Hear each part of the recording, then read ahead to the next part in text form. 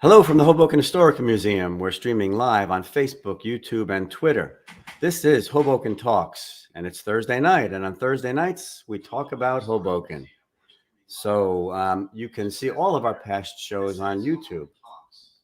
And so please check us out on our YouTube channel. You can see all of the really, really interesting guests we've had over time. This is Pride Month, of course, so you can see our special Pride logo here. And my name is Mark Singleton, and I am here tonight with my guest, Jose Fernandez. And Jose is a really good friend of mine, and I'm looking forward to our conversation. And you can feel free to chat with us tonight on Facebook and YouTube. We'll do our best to respond. So please, we consider YouTube our home station. So please check out Hoboken Talks on YouTube and join us. And again, it's great to have you here with Hoboken Talks. And Jose, it's wonderful, wonderful to have you here. It's great to be here. Thank you for having me. Thanks. No, it's my pleasure. You know, Jose and I discovered a while ago that we both came to heaven. How's that for a Freudian slip? We both came to Hoboken on May 1970 in the same month. I came from suburban New Jersey, and Jose came from Cuba. That's right. Very similar places, right? Oh, I'm sure. Yeah. Not really. So Jose and I have both been here since 1970. So tell me what it was like. You well, first of all, let's talk about Cuba a little bit. Okay. You were in Cuba till you're how old? I was 14 when I came here, and I guess since it is, gay pride, and that's what we primarily will be talking about, I have to start by telling you, as long as I can remember, I always knew that I was different from other boys. Mm-hmm. How different, I didn't know. I didn't know exactly what it was. That came later on. And when I realized what it was, I pretty much knew that I had to suppress that. I had to hide it as best I could, because in Cuba, homosexuality was not, in the 60s, was not tolerated in any way. If you were even believed to be a homosexual, you could be put in jail and sent to a labor camp and forced to do whatever labor they wanted you to. So, of course, me being 12, 13, I was not about to take that chance. Right. So you came to Hoboken, which, is obviously very different in 1970 than it is today in terms of acceptance and tolerance in those ways as well. But when I thought about, having you here tonight, I thought it was an interesting experience, both to hear your experience as a Cuban immigrant in Hoboken, as well as, someone as a gay young man in Hoboken. So I thought it would be a great conversation to have on this Pride Month. Oh, yeah, absolutely. And I mean, my parents came here, obviously, like every other immigrant that comes to the United States, for that good old American dream, looking for a better life. And they wanted a better life for me, because they kind of felt like, you know what, we're old, you have your whole life ahead of you, so we want you to have as many opportunities as possible. But if you can imagine, being 14 and coming here, and just with the clothes on our back, we had nothing with us, no luggage, nothing. We didn't speak English. So as soon as I started school in Joseph F. Brand, my primary concern was I have to learn English so I can communicate with people, and I can kind of like get ahead in this country. And that's pretty much where my efforts were concerned. So again, going back to the gay issue, I had pushed that so far back when I was in Cuba that it was nowhere to be found here. I just kind of went along with everybody. And again, I turned 15, 16, 17, once I got to Hoboken High, it was easy to, kind of like keep doing the same thing, because a lot of my friends didn't have girlfriends. Some did, some didn't. So no one even bat an eye because I didn't have one. So I just kept on, kind of playing that game and see how long that would last. Tell me about your family's decision to come here. Do you remember, have they told you what sort of motivated them to come? Was it an economic decision or a political decision? It was both. It was political. I mean, they did not, agree with the regime, but it was also economic. We had, I wouldn't like to say we had nothing in Cuba, but most people had nothing. So everybody was pretty much on the same boat. And people were fed up, food was scarce, clothing and all other necessities were kind of nowhere to be found. And we did have a lot of our family that had already come over. So we were one of the last to actually make the trip. So, and by the time they let us go, we kind of thought that we were not leaving. Yeah, 1970 was a big year, right? A lot of Cubans came to the United States in 1970. It was right before the crackdown. So I just made it before I turned 15, because if I had turned 15 there, they would have left me there. Yeah. So. Okay, so you came here. Before we go on, Ren, why don't you pull up some of those pictures of Cuba? Because I think there's some great pictures of Jose to look at. Let's see. All right. So this is I'm 6 here, and that arm that you see over to my right is my sister. It was the Sweet 15. You know, Cubans celebrate 15 and 16, and that's my mom next to me. Yeah. I think we have a couple of other ones. Yeah. I like the couch. If you have the next one, Randy. That's my favorite. And that's my sister. We're sitting on the couch. My sister still lives in Cuba, by the way.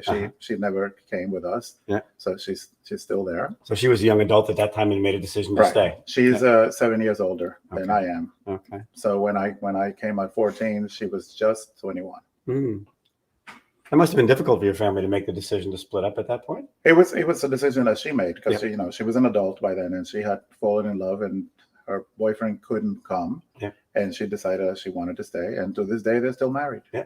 So it was tough for my mother and my father and for me. Yeah. But she did what she had to do, and she doesn't regret it. Yeah. But you had lots of Pepsi-Cola parties. Let's see that one, Rand. I like that picture. This is and that woman over to the left is my mother, and my father right behind her over in the left-hand corner. Yeah. And that was, again, my 6th birthday, and these are all my neighborhood friends. Yeah.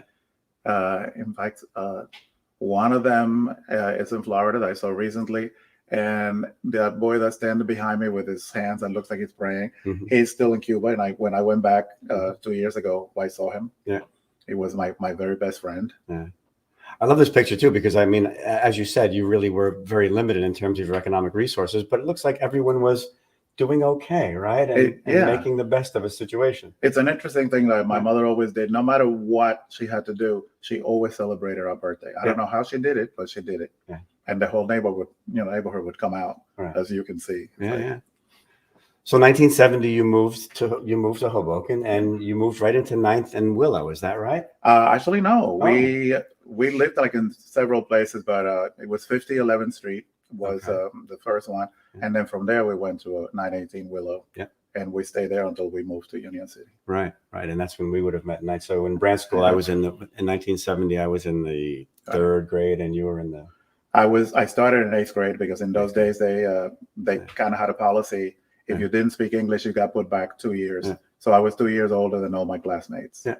So tell me some more about this feeling of feeling different. I mean... Yes. As I said, I mean, I knew that I was different. And again, I got really good at hiding it.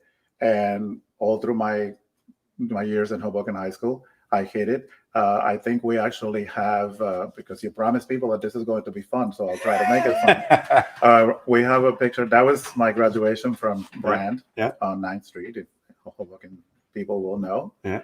But I think I'm trying to see if we have the one from my senior prom. That's a classic picture. At this one. That's a classic picture from Brand School. And I'm all the way in the back next to Mr. Martin and two of my classmates. And sadly, there are people in that picture that are no longer with us. That I kind of look at that now and I go, wow.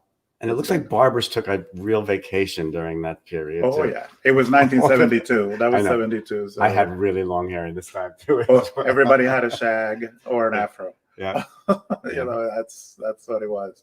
Yeah. And I see you up in the top there. I see some very old friends, Jackie Reyes and Eddie Velasquez, and a whole bunch of people we knew from back in the day. Yeah. And that's when all the boys had to wear ties to school. I remember that. That was quite a thing. Yeah. I remember we had a jean revolution. Oh, yes. Right. That was only, we were in high school when they allowed us to wear jeans, but they said you had to go to school all dressed up, which was kind of nice, actually. I kind of liked it. I hated it.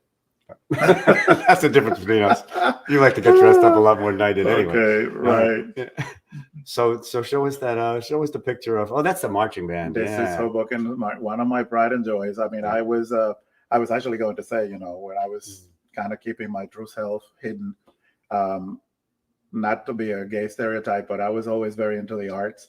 So drama, singing. I was in the chorus and in the band in Hoboken Hoboken High. So that's me on the bottom right. Mm-hmm. And over on the bottom left is my friend Jerry, who was also a senior. That was my senior year. Yeah. Um, So during that period, did you feel unsafe? Do you remember feeling unsafe? yes and no. I just knew that I could not come out in high school because as far as I knew, no one was gay. If there were anybody else that was gay, was probably hiding it just like I was. Yeah. So I just kind of like went along. I just didn't feel that. Again, I got so used to doing it in Cuba that it just something that just carried over to here. But things were not like they are now. Right. I'm pretty sure that I would not have been accepted. I mean, one of the things I love is like how kids today are so accepting of each other, and as you know, to coin a phrase that people say, they can really live their truth. I mean, they can be who they are. Yep. I wish I had that. Yep. Because like my golden years basically were spent hiding and trying to be something that I wasn't. Yep. So I really hats off to the kids today that you can be whatever you are. And even back then, I think we both know there were certain kids who were more out. No one was really, really out, but there were some kids who were more out, and they took some heat for it, no question. Oh, yeah, and it all depended on who your circle of friends were, the people that I hung out with. I don't think that they would have been too understanding. And as a matter of fact, when I did come out, I was still in touch with some of them that, I will not say names to protect the innocent, but some of them didn't care for it at all. Sure. So. Yeah, no, I took some grief from my circle of friends because I had one of my best friends in high school was more out. We all know Eddie, right? So, and it was, and I used to, hear about it. You had to be very, very courageous to do it. And I have to say I wasn't. Yeah. But again, I had all that training back home in Cuba. So I was, by the time I got here, I was an expert at hiding. Well, I think it's true. I mean, I have very fond memories of Hoboken in the 70s, but I think it's also true that there's a way in which it was a much more violent place than it is now. Oh, yeah. And I think that, that was a real danger. People really, really were unsafe. And I remember in Hoboken High, like in the afternoons when we left, sometimes there were people that got jumped outside for like whatever reason. So they were like fights and stuff, which you don't really see that now, thank God. But in those days, it was a very common occurrence. So I had to protect myself. I was like, I think that one of the other pictures that we have, Randy, I think we have the prom picture. Oh, yeah, sure. This is the fun part. So this is my first beard. Yeah. I asked her to go to the prom with me, and everybody thought that she was my girlfriend, and I did not correct that, even though she wasn't. Yeah. But I have to say, I mean, I went to 4 Hoboken proms because, again, I don't know if it was because I was gay and I could dance and I was a good dresser, but I was quite in demand for girls. I can guarantee you that's why it was. I mean, all of the gay guys went to 4 proms. Yeah, I mean, I was like Mr. Multiple proms in 1 year, in fact. Absolutely. Yeah. I even went after I graduated. I went to college. I came back and went to the prom again. So. Yeah. And you're right. Good dressers, can dance, fun to be with. I love this picture. I love the platform shoes. I look at that now like, oh my God. Yeah, but that was not an open thing. For sure. No. And this was our senior play, South Pacific. Yeah. Interesting story about that because since we're talking about different things, and you wanted to know what things were like back in the day, homophobia was rampant in a sense, and so was discrimination. Because when we auditioned for the senior play, later on when they were announcing the cast, the teacher, who I won't mention because he's now dead, he announced in front of everybody that I gave the best audition, both the acting and the singing. Yep. But he said to me, but let's face it, you don't look like a lieutenant in the United States Army or a French planter. There you go. So instead of getting a lead, I got to play a servant and a sailor. Okay. And to this day, that scarred me for life. I still remember that, and I kind of like tremble. I was so angry about that. And if that was now, that would never have happened. Of course. So there has been progress. Yeah. So there's John. You know John O'Toole, yes, right? Absolutely, John. I could not agree more. If I could only go back. Yeah. So so you say you knew you were different. At what point did you really know that you were gay? I think it was here, really, when I was, because again, the 70s, right? Like the hippies were going up, and I had the fortune or misfortune to go to school with some very good looking classmates. Yeah. And I just found myself looking at them, and I was like, okay, I think I know what's going on here. Yeah. But again, they were my classmates, and I was not about to do anything about that. Yeah. So it wasn't until I went to college. I went to St. Peter's. I did go far. Yeah. And my sophomore year, I was, again, as soon as I got there, I joined the men's glee club. I joined the drama club. I joined the Hispanic club. I was like student government. You're a club guy. What I did is I was very active, and I filled my life. I now looking back, I think I was trying to kind of like substitute for things that were missing there. So I just kept myself busy.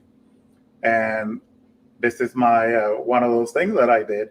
I joined a fraternity because I thought, all the kids were joining fraternities, and I was like, okay, I guess I have to do that. Yeah. And that was my after we had our initiation, we had a party at the manor. Yeah. And that's my big brother with the big bow tie over on my right. But that was a lot of fun, though, I have to say. So in my sophomore year, I finally came out. Those tuxedos are hilarious.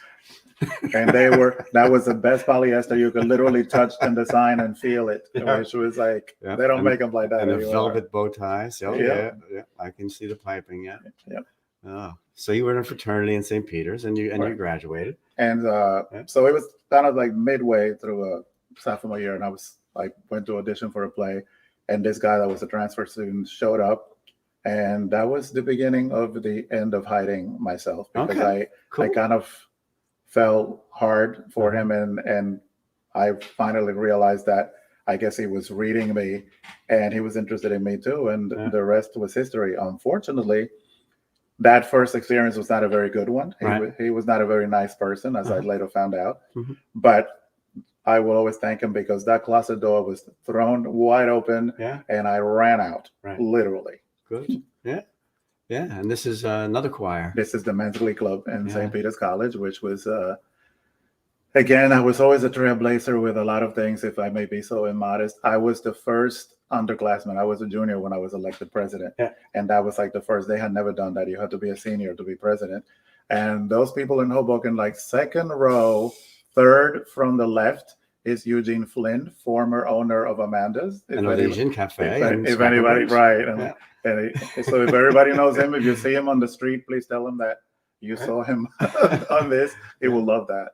Yeah, that was, So, and meanwhile, so to get back to the home front, all of this was still, as you were discovering these things in your life, absolutely. Of course, there was nothing happening at home, right? Oh, no. My parents did not know what was going on. I mean, I don't know how they didn't know, but I think sometimes, you could blind yourself to things that you don't want to see. Yeah. But I certainly had not come out to them. That happened later. After college, Right, and I will fit that in with all the pictures that are coming up. So you graduated college in what year? 79. Okay. Right. And I went straight to work, and by then I was very active in the gay scene. I would escape to the Village every weekend. And of course, disco was king.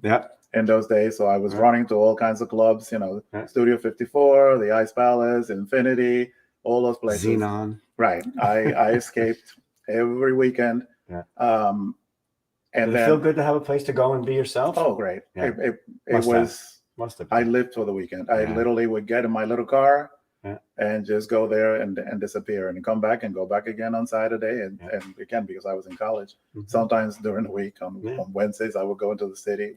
Whatever. It was anything I could do to go somewhere where I could be myself. And the Village during those days was great too. It was a great place to be. I mean, again, those people that say, they hate disco. I love disco. I still do. I don't know. It was still a great got the Gloria Gaynor playing at home. It was a great time. Good. Yeah. All right. So then what happened here? You had some other activities in the Village. Yeah. Well, this is, I graduated college, and Valentine's Day of 1982. I will never forget that. A friend of mine invited me to go see the New York City Gay Men's Chorus at Avery Fisher Hall. And I was like, the New York City Gay Men's what? I said, I never heard of these guys. I went, we saw them in concert, and I fell in love. And I remember saying to my friend, I'm going to join this group. And he was like, yeah, okay, fine. So on the way out, I saw one of the members, and I said, how do I join this group? And he said, funny you should say that. We have auditions tomorrow night. And he told me where they were. And the following evening, I got in my car, went into Manhattan, auditioned. And 2 days later, I was in the New York City Gay Men's Chorus. Nice. And I sang with them from 82 to to 98. Yeah. And they were like my lifeline Mm. to all things gay, because as you can see there were quite a few of us. Yeah. And It's a very accomplished choir as well. Very we did. accomplished. Yep.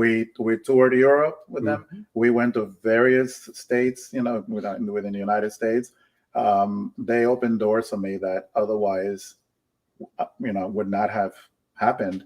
And again, at this time, the AIDS crisis Mhm. was in full bloom, if Yeah. you will. Mhm. And we decided that we wanted to present a different side of our community, because all people were seeing was like AIDS and gay people are dying, and we just got a really bad rep from that. And the chorus decided that through song and our art, we were going to show people that there was more to our community than what they were seeing.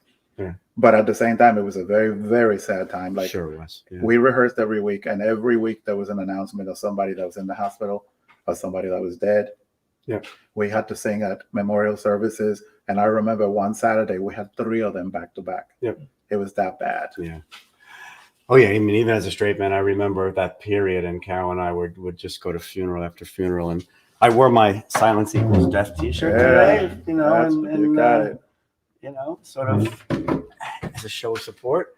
And those were tough times. But before we get there, tell me back to the chorus for a minute. You told me earlier the chorus was sort of also your outing in another way, right? I was going to say a lot of the things that they did, we were like everywhere. Yeah. We sang at the Metropolitan Opera House. Yeah. So I mean, I cannot describe what it was like to be on that stage, as opposed to being in the audience and watching people on stage. But 1984 I joined in 82, as I said. 84 was a pivotal year because so many things happened. One of them was that HBO was doing a series called America Undercover.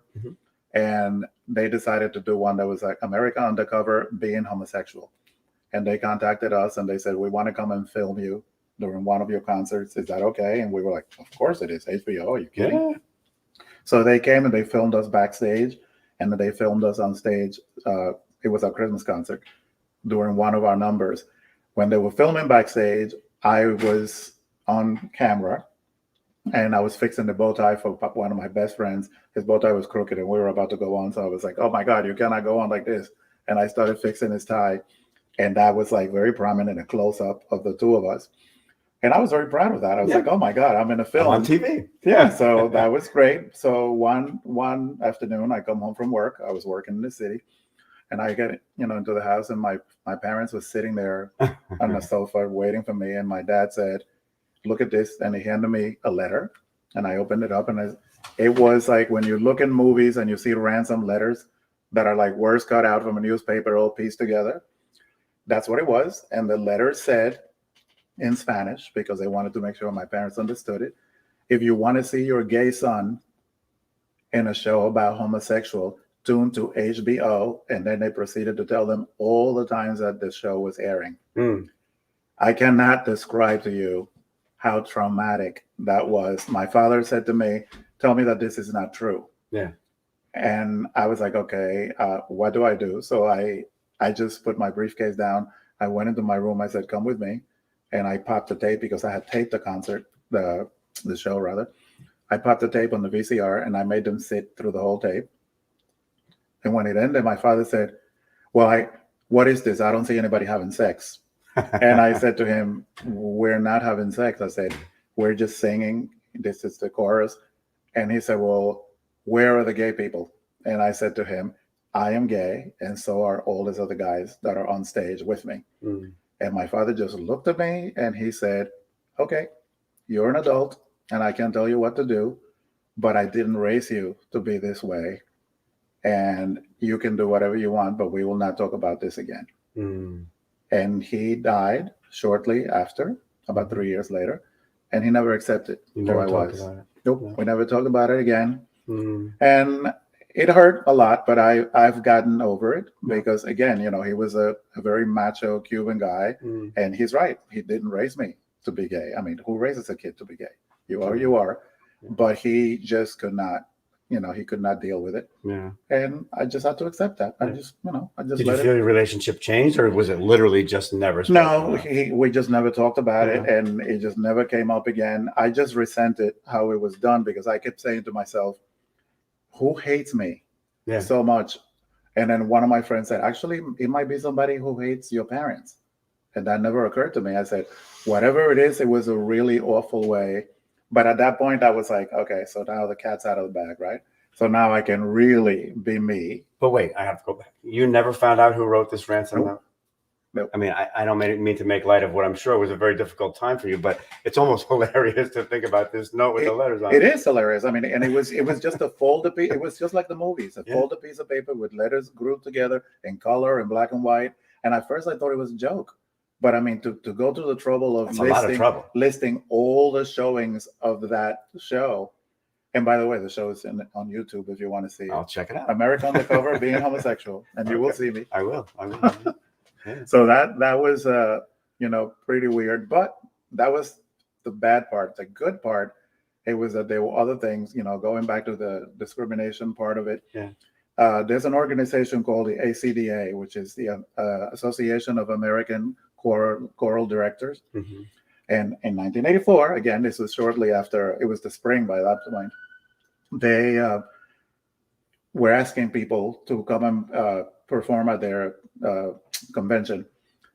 We sent an audition tape because we were like, wow, our director was part of the group, and he was like, it'll be great if we can go and sing for my colleagues. So we sent an audition tape, and they loved it, and they sent us a letter back and saying, we would like you to perform at the convention, and we were like so elated. They were like, send us, what you're gonna sing. We sent in our program, and 2 days later we get a letter from them saying, you can perform, but you cannot use the word gay in your title. Oh, 1984.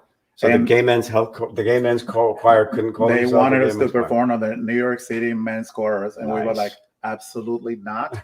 And they said, well, then you cannot perform. And to make a long story short, there was some legal issues. Like, we hired a lawyer, and they caved. They said, okay, you know what? Fine, you can be the New York City gay men's chorus, and you can come. The convention was in Baltimore. Yeah. So they put us on the closing day. They could not have been less accommodating. They put us on the closing day at the very last thing that was going on, knowing full well that most people would have gone home by then. Yeah. Because people left on Sunday afternoon. So everybody wanted to get home. So we got on a bus, went to Baltimore. We showed up with an orchestra and everything. And we literally went all out because, again, the perception was, oh, these guys are gay. They're going to sing show tune. We opened the show with a piece in German, a classical piece in German by Mendelssohn, with like herald trumpets. I mean, this thing, like, literally we went all out. And then we did a commission piece that we had done that was actually like a celebrating gay life. And then we closed because we're like, yeah, we'll do a show tune. We closed for New York. Nice. Not only was the place packed, everybody jumped to their feet. Yeah. But you could see what it was like. 84, they were like, yeah, no, we cannot use the word gay. Right. And we were like, but that's our name. That's who we are. And we stood our ground and we won. So that was that sort of kind of that, and singing again at December, singing at the Metropolitan Opera. Yep. That kind of balanced my bad coming out story. Yeah. And did you feel like your life sort of opened up after that? Was there a sense of relief after you had the conversation with your dad? Oh yeah, absolutely. Because again, I mean, I respected my parents, and I respected my father's position. Again, a leopard really doesn't change his thoughts. And the reason I never came out to them was because I didn't want to disappoint them. I didn't want to have to do that. But I didn't flaunt who I was. Things got better in 87 because my dad had a stroke and they moved out because I lived with them. So once I had the apartment to myself, it was a different now because then I could really have a gay life. I could have people over if I wanted to and whatnot. Yeah. Well, it must have been difficult, and it's hard. And it's still, I mean, to this day, I mean, talking about it, it's still sort of like weird. It kind of feels like it happened to somebody else. Yep. Because it was a pretty awful thing. Yeah. I've heard so many people talk about that conversation with their parents, and it's always difficult. And I'm a parent of a gay child, and of course, we had a very different kind of a conversation when my daughter came out to us. It was very sort of nonchalant and easy, but I know that's not the way it was for most people. And it's great. I mean, it's especially when you're in, a teenager. Those are your formative years, right? So if you have to hide who you are, that takes a toll. Yeah. I mean, I think that probably my whole life would have been a lot different if I had been able to come out sooner. So, I mean, hats off to kids today. They're very accepting. They want people to be who they are. I mean, a couple of weeks ago, I went to watch the kids go to the prom in Hoboken High because one of our good friends, our son, was going, and I was like moved to tears when I saw same-sex couples, and then I saw kids that were going by themselves. Yeah. You could not have gone to the prom by yourself in the 70s, and you definitely could not have taken somebody of the same sex. I would have gone by myself. I would have loved that. Yeah. No, you would have taken your spinster aunt before It's you like, went alone, right? oh, There was just absolutely. no way you were going to go alone. But these kids, and I mean, and I saw boys, there were boys wearing pearls. Yeah. And it was like, you know what? Be yourself. Do whatever the heck you want to do. Why not? Yeah. This life is rough enough as it is. I had that experience too when at my daughter's prom, seeing every combination of guys going with guys and women going with women, and it was just like very different from our experience. I had to kind of do a double take. I was like, and I actually took pictures. I was like, people were cheering, and that was even like they just like walked in, and it was two guys like holding hands, and the crowd went wild, and I literally wanted to cry. I was like, we have come so far. And you know, and that leads me to something else. I mean, my only take from that was, I'm not sure that kids today really realize what some of us went through and people before me so that they could have the freedom they have today. That's right. And at the same time, they're paving the way for people 20 years from now, we hope. Right. Yeah. Well, that leads me to just go back a minute. I mean, I try to talk to a lot of kids who are young about that period in time, and a lot of them don't really understand the impact of the AIDS epidemic during that time. I mean, tell me a little bit about how it was being in the choir. I mean, how frequent was it that somebody got sick? It was like literally weekly. Weekly. The first person that we heard was shortly after I joined. It was like September of '82, because you know, basically by 1980, some people were already sick, like San Francisco and stuff. And I remember when they made the announcement, we were all like, they said, you know, Alan is very sick, and we were like, what is wrong? He was in the hospital. And in those days, it was before they called it AIDS. It was called ARC, like AIDS-related causes. So they were saying it's this ARC thing, and he got very sick, and he passed away. And then shortly after that, they had the very first benefit in New York for ARC, which was called Showers, and it was at a disco. You know, those of you that are my age would recognize Paradise Garage. I've heard of it, never been there. And the Gay Men's Chorus was invited to sing. So around 1 o'clock in the morning, it was Holy Thursday. I will never forget it. We went on stage and we sang, and there wasn't a dry eye in the house. And after that, as I said, every time there was anything that even remotely had to do with something gay, we were like asked to sing. And we did. We were like giving concerts left and right. But it was a very sad time. And, you know, looking at your shirt, I was involved with the Gay Men's Health Crisis. I volunteer in their kitchen, cooking for clients that were afflicted, by the disease, and they delivered, food to people's homes, people that were homebound and had nothing to eat and stuff, because that was like the organization. I marched and volunteered as well. And then, and again, like, I remember marching down Fifth Avenue, Gay Pride Day, and like all the people, like, for Jesus or whatever, would come and like scream at us and hold their horrific, misspelled signs, by the way. They couldn't spell. I don't know why. But they, and just having to deal with that. And I was like, you know what? My friends are dying. And you're telling me that I can't do this. And we would always do this like whole big production number right in front of St. Patrick's, which was not usually appreciated, but we did it anyway. We would just stand there and sing. And we never backed down. It was like, you know what? Our people in our community are dying. And thank you very much, Reagan. You're not doing anything about it. And it wasn't until later that, because everybody thought it was a gay disease. Sure. Well, that's the big difference, right? This pandemic we just lived through and still are in is sort of across the board. This was limited to one community in a very, very substantial way. And it brought up a lot of issues for people. Oh, absolutely. And I actually established that kind of like parallel between the two, like early on. I was like, oh my God, this is just like AIDS, except that because it was affecting everybody, the government acted, maybe not as fast that we would have liked, but trying to get the vaccine and everything, you could see the wheels moving and what they were doing. And I just couldn't help but saying, if they had done this, a lot of my friends would still be alive today. And I have another gay friend who's of our generation who said that he sort of experienced some PTSD sort of when this pandemic started because it brought back all those memories for him. Yeah. The only thing was different was, again, the whole remote thing, being home. But in those days, people were afraid to go out to clubs and to bars and stuff. And it wasn't that we still did. But I remember that it was so weird. Every time I took a shower, I inspected my whole body, hoping that I wouldn't see a lesion or something. And that stayed with me for so long. And then when people started testing themselves, I have friends that were like, nope, I'd rather not know. I don't want to know. I had myself tested like 15 times because I was like, oh no, I want to know. And I just kept going and going and going. But again, that feeling too of like, I lost a lot of friends and some really, really close friends. And to this day, I wonder, why was I spared? How did I get lucky? Because that's exactly what it was. And especially now, right about now, every time it's like Pride Month, I remember, marching with them. And it's like, one day you had them and the next day they were gone.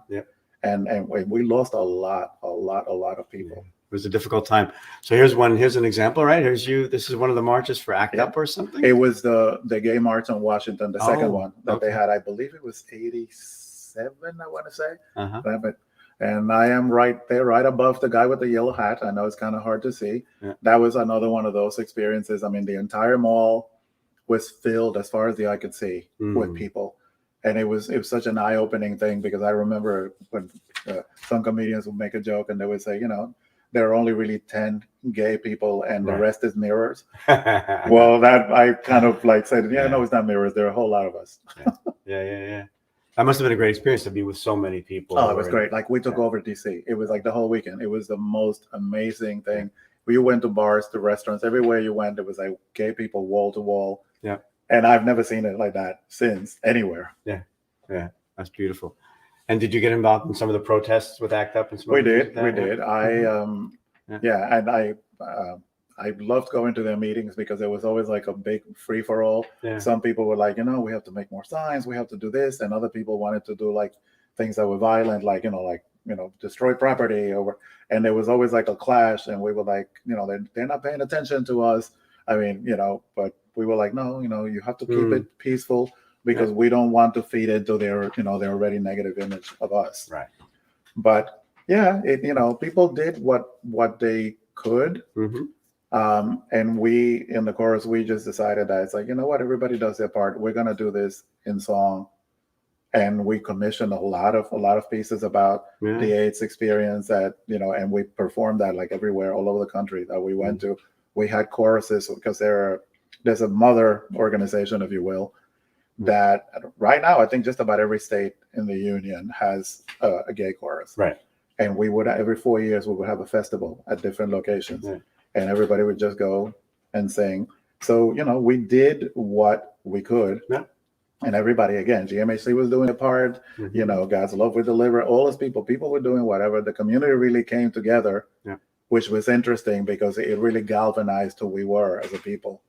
It's just sad that it had to be, through that. Yeah. But somehow you got through it, and somewhere along the way you met your husband. Tell me about that. Yeah, I was gonna say that. I'm leaving the best for last. Tell me about this. I know this guy, by the way. You do. The most important thing I got out of the Gay Men's Chorus was my husband, Stephen. We met in 91, summer of 91. And we've been together ever since. We got married in 2013. Once New Jersey made it legal, I very romantically proposed while we were driving to visit his mother one day. I just looked over and said, we should get married. And That's very romantic. Yeah, I couldn't really get on my knees while I was driving on the Palisades Interstate. You could have waited. But so this is him on his law school graduation day.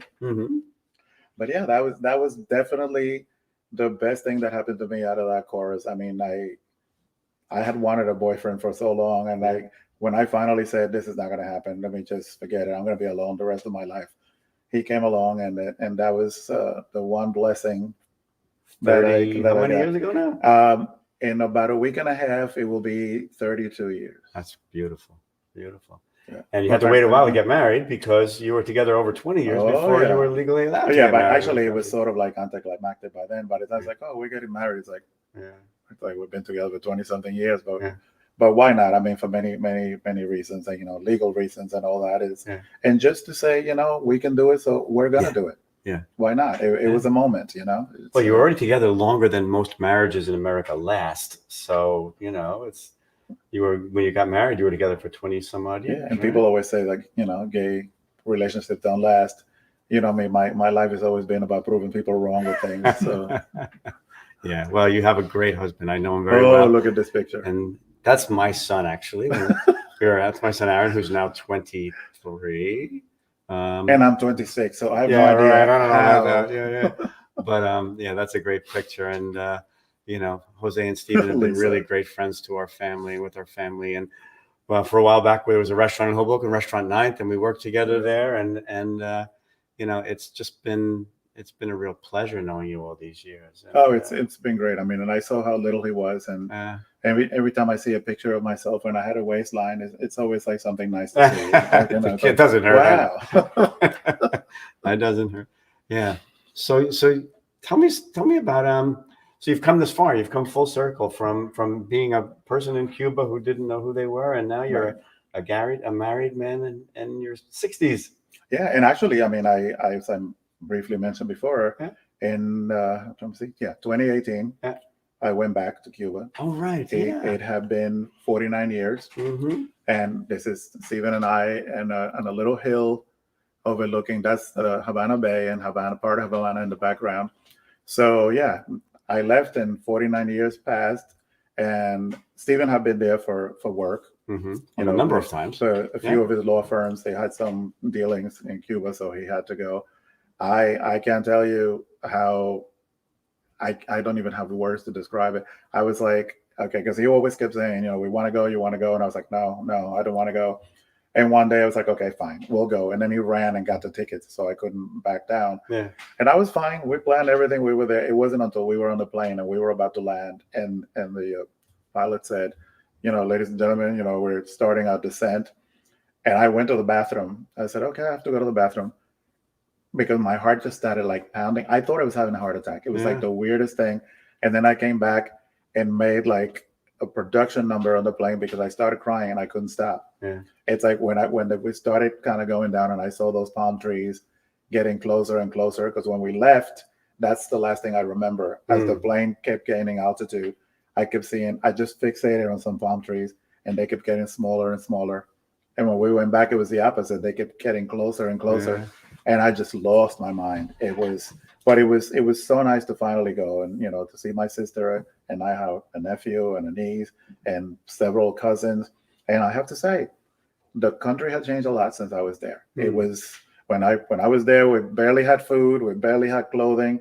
Yeah. When I went, they had food, they had clothing. What they needed was money. Yeah. Money is hard to come by. Jobs are hard to come by. Yeah. Especially for the youth. The young people in Cuba have nothing to do. Yeah. They just walk around. Yeah. They don't have jobs. They just hang out, and there's nothing for them to do, which is pretty awful. Excuse me. I remember asking you back in the day, why didn't you, I couldn't believe you didn't want to go. And tell me about what your resistance was earlier. Because again, I mean, one of the things I'm proud of is that I think I have fulfilled the promise to my parents, right? Mm. So they wanted a better life for me, and I do have that better life. I mean, I graduated high school, I graduated college, yeah. I went back to school and got my master's. So I did what they wanted me to do, and I have a certain standard of life now that it was what we had in Cuba was not even close. Yeah. So I was just afraid that I couldn't handle going back and seeing the poverty that people still live in. Mm-hmm. And it was rough. It was really, really rough. I mean, thank God I had Stephen with me. Yeah. But when I went to see where my sister lives and stuff, yeah. it was so sad to look at these places. I mean, housing is a problem, yeah. In Cuba, and people do what they can. You see people walking around the streets. I mean, job opportunities and things like that are hard to come by. So, but just like when I was there, you get used to adversity, right? So sure people, you do. Yeah. Cubans have a great sense of humor, so they laugh at everything. Yeah, it doesn't matter how bad things get. they make a joke and they keep going. Mm-hmm. And to this day, they still do that. But that's what I was trying to avoid. Yeah. But then once I went once, we went back again in 2019, and then the pandemic hit. So, Yeah. we haven't. But we've been talking. It's like we're planning. I do have to go. I have to go again. Well, I'm dying to go. So someday you'll take me. You should go, and you wouldn't believe how cheap things are. I mean, like, money goes a long way. When you're down there, everything, like food, drinks, whatever, everything is like cheap. Yeah. Now, again, I mean, I don't know. I'm saying that now it's probably more money. Yeah, but it used to be. But I've always been told that Cuban people are very welcoming and very absolutely sort of, it's a great place to visit. And they do realize, the value of tourism too. Yeah. They go out of their way to like help tourists. Like, if you're looking for, directions or something, people are really, really warm, and that's pretty much the Caribbean. That's what Caribbean people are like. It doesn't matter what the island is. Yep. They're very welcoming and very loving, and it's just who we are. Do you think there's a gay culture in Cuba yet? Oh, absolutely. Yeah. They actually have had gay marches. Good for them. Which, I mean, talk about shock. I mean, I saw that on TV once, and I was like, wait, somebody's waving a gay flag and they're not getting shot. I was like, what's going on? And there were drag shows, and I didn't get to see any because they're like usually like late at night. But you walk down the street and you see people that are very openly gay. Beautiful. And they leave them alone. I mean, that certainly was not the case when I was there. So it took a long time, but maybe things have changed. Oh yeah. I mean, I can even tell you that my uncle, who is now dead, but he was straight, and when he was in his 20s, he was in the capital in Havana. He was walking around on a Sunday, and in an area where like a lot of artistic types would hang out. There were like galleries and stuff, and because his pants were a little tight, there were some police officers that came by and they thought his pants were a little tight. He was picked up and taken to a labor camp that he was at for about 1.5 years. Wow. Just because they thought his pants were tight. Wow. And if your hair was like a little long, they would do that too. Yeah. Because they just equated all these things with being gay. Yep. And this was, the 60s. So you want to go back again? Yeah. Absolutely. And your sister as well. Yeah, now that, and my sister's not in like the best health, so I really want to go and see her again. And again, I have a lot of cousins. I have cousins that I had never met that I didn't know, so we met when I went back, and it's a fun vacation. It's nice to see my old stomping grounds. It's funny, like when we go now, Stephen is my guide because he's been there longer than me, and he remembers stuff. But I got to go to my old grammar school and my old high school. And the place where we first lived when I was born, so it was interesting, just kind of like going through all those landmarks. Yeah. So it's really nice to see the way the world has changed, not only in Cuba but also in America, and to see the new openness and to see the new generation, right? And the new Hoboken, which is we were talking about that. I mean, the Hoboken of 1970, as you know, is very different, and like everything else in life, there are good things and better things. I mean, I remember walking down. You couldn't walk down Washington Street without seeing people that you knew, that you went to school with, or the brother of somebody that you went to school with. Yeah. And now, again, there are so many more people now. I don't even know where they put all these people. It's like all the new buildings, I guess. It's changed a lot, Because, there are a lot. Not only is there more people, the people that work here now have a lot more money than when I first was here. I mean, you can see it in like the homes, the cars, the shops. I mean, all these restaurants. And I mean, you remember that in the 70s, if you wanted to buy something, you had to go into New York to buy like, decent clothing and stuff. So, and now you also see gay men and women holding hands in town. I saw that this afternoon when I was waiting for you. I was standing on the corner of 11th and Washington, and I was counting gay men that were walking by because we all recognize each other. There's like an alarm that goes off when somebody is approaching you, and I was like, wow, that certainly wasn't the case back then, and it's great. It really is great to see that. I mean, it's definitely a great deal of progress that has been made. And again, I think it's the new generations are pushing that forward. And I can only imagine, I mean, I probably won't be around, but what would it be like 20 years from now when these kids now will be the old people and they will be looking at the young ones and saying, look at these kids, But it's very gratifying. It really, really is. Well, Jose, thank you so much for sharing your story with us. Thank you for sharing. And this is the best picture of all. That's the most recent that we have. That was actually taken by Stephen's cousin. It was a family reunion that we had at his cousin's house. Yeah. Well, so there he is. That's and now we're nearing retirement, right? That's right. Yeah. It's like sooner rather than later. But Yeah. but thank you for this opportunity. This great. really has been great, and it's by far the most significant way for me to celebrate Gay Pride this year. Yeah. So I really appreciate it. Well, thank you. It's great for us to to hear about your experiences growing up in Hoboken and your experiences growing up in Hoboken as a gay man. So thank you very much for sharing. And Jose Fernandez was our guest tonight. So thank you very, very, very much, Jose. So next week, we have someone you also know coming. We have Alan Fox. Alan Fox was the owner of a local bar in Hoboken called Excalibur. And I know that, a lot of the gay community in Hoboken spent a lot of time there. So that's great. And the week after that, we have Gene Fahrenbach, who is who works for the Pride organization here in Hudson County. So that's great. So keep watching us and, keep watching on Hoboken Talks Thursdays at 7 p.m. and streaming on the internet, of course. And we'd like to thank the late Mel Kiernan for his generosity. Mel was a longtime Hoboken resident who was able to make a donation to the museum and made a lot of this possible. Thank you also to the New Jersey Historical Commission for recently granting us some funds, and we upgraded our technology here at the museum. And thanks to the New Jersey Council for the Humanities for their support over the many, many years. And of course, the Shipyard Circle. The Shipyard Circle are individual donors who give at the museum's highest level of financial support. And so we give a hearty thank you to all of those members of the Shipyard Circle. And of course, as always, we thank the applied companies. The applied development companies provided the space that we're sitting in today, and that provided the space for this wonderful museum. And of course, for those of you who don't know, you have to come to the museum up on 13th and Hudson Street and take a look. Right now in the downstairs, we have a brilliant display of the history of Washington Street through the years. It's a great, great exhibit. It's filled with artifacts, photos, maps, and of course, everything about Hoboken's own main street, Washington Street. So thank you very, very much. And in the upper gallery here, we have lots of beautiful paintings we're sitting amidst by a great local artist named Lou Carbone. Lou's a great guy and a great artist. So that's running through July 3rd, it looks like. So come up and see that as well. Okay, so thank you very, very much. And of course, don't forget, watch us on YouTube. Subscribe to our YouTube channel. Tell your friends about it. Make Thursday nights at 7 o'clock a stop here at the Hoboken Historical Museum.